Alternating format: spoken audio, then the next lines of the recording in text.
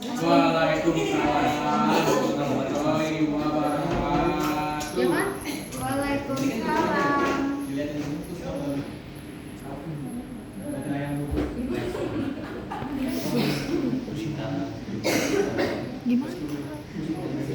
Gimana kabarnya anak-anak? Baik.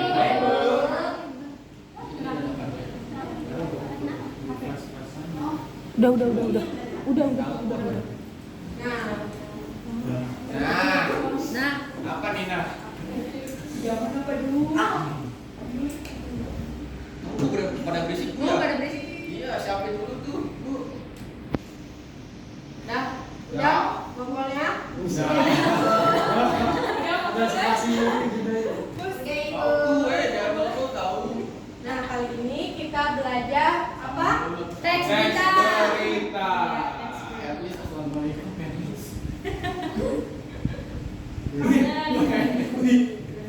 Apa tuh? Awalnya berteman lalu nggak kita sayang.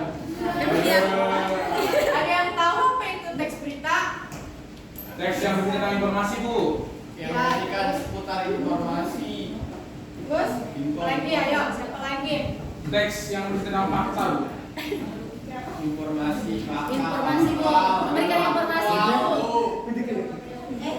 Ya, teks berita adalah Ya Allah, apa itu tulisannya, Bu? teks berita yang menyampaikan kabar atau informasi mengenai peristiwa faktual dan aktual kepada masyarakat. Ya, betul. Siapa yang tahu faktual dan aktual? Faktual itu apa ya? Asli. Iya, tidak mengada-ngada ya. Ya. Kalau aktual itu Terbaru. terbaru Ya. atau yang sedang hangat. News.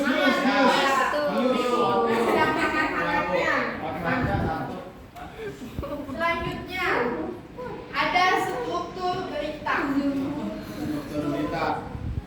Yang pertama ada judul berita. Ya.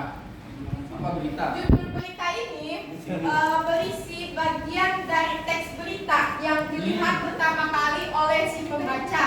Ya, jadi pembaca kalau mau melihat berita itu melihat judul beritanya dulu ya. Ya, betul. Anak-anakku. Iya. Iya, ibu saya.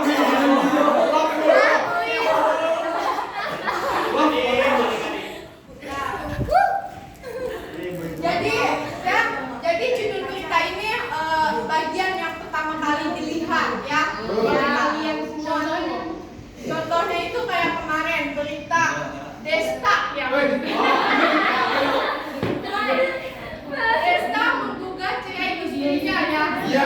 Ya, itu judul dari bagian judul berita itu. Nah, yang kedua ada kepala berita atau teras berita ya.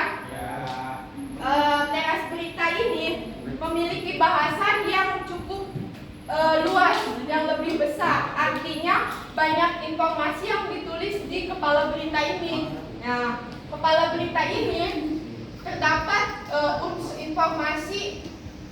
yang 4 unsur yang ditulis di kepala berita ini ya. Ketiga, unsurnya apa itu? Nggak tahu, Bu. Ada apa? Wah, ada satu kali. Lima. Di mana? Kapan? Kapan? Bagaimana? Siapa? Bagaimana? Kenapa? Kapan? Kapan? Dan siapa? Siapa? Kenapa? Nah, di kepala berita ini cuma 4 unsur saja yang ditulis. Ya. Kamu kenapa, Bu? Apa, di mana, kapan, dan siapa. Siapa? Nah, selanjutnya ada tubuh berita. Waduh. Tubuh berita atau body. Nah, di tubuh berita ini penulis menjelaskan atau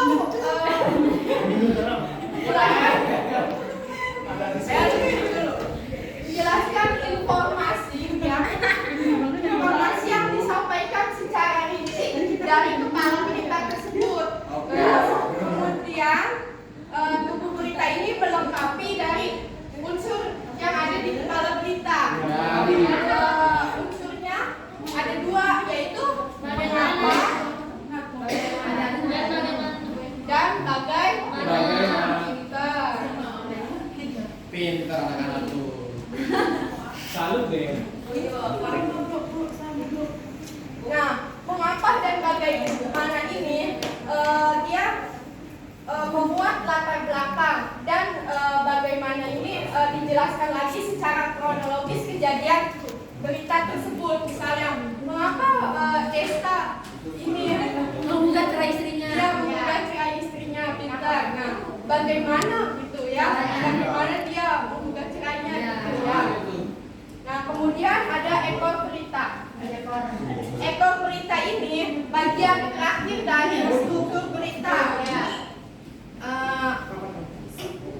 Dia ini sebagai tambahan informasi atau pendukung untuk si pembaca tersebut, gitu ya. Dia tuh boleh dipakai, boleh tidak. Kalau nggak dipakai ya nggak berpengaruh pada isi berita. Kalau dipakai ya buat menambahkan informasi. Betul. Selanjutnya ada unsur-unsur berita, ya. Unsur-unsur berita itu biasa disebut dengan 5W+1H, ya, atau sekarang disingkatnya dengan adik Simba.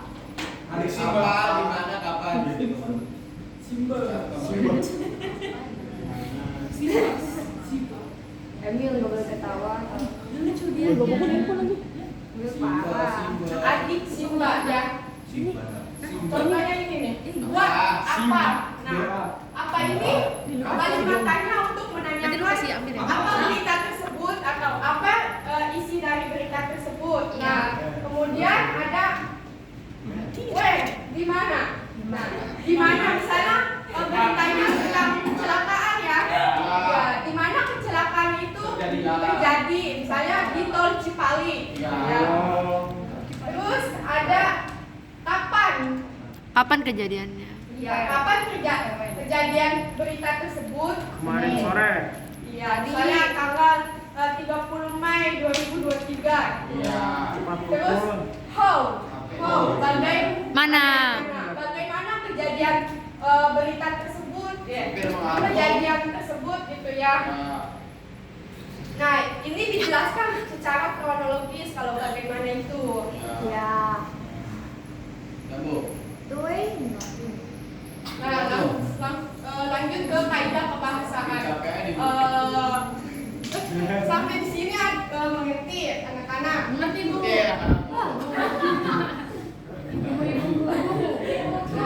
Selanjutnya kaidah kebahasaan. Jadi berita ini menggunakan bahasa yang bersifat standar atau baku. Nah, untuk memudahkan pemahaman banyak orang karena bahasa standar sifatnya universal dan sebagian besar kalangan masyarakat mudah untuk memahaminya. Terus dengan menggunakan kalimat langsung. Nah, kalimat langsung yang dituturkan oleh seseorang itu yang benar-benar gitu, kayak misalnya saksi gitu ya, dia kan diwawancara gitu narasumbernya. Nah, kalimatnya tuh langsung dari mulut dia sendiri gitu. Iya. Sekali kita.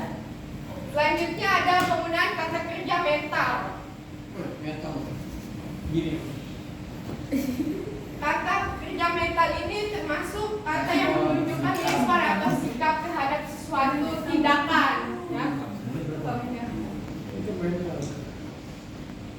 Nah, selanjutnya ada penggunaan fungsi keterangan waktu dan tempat, ya.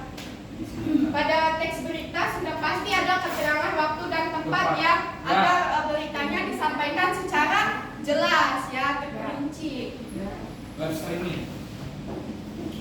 Udah sampai di sini ya?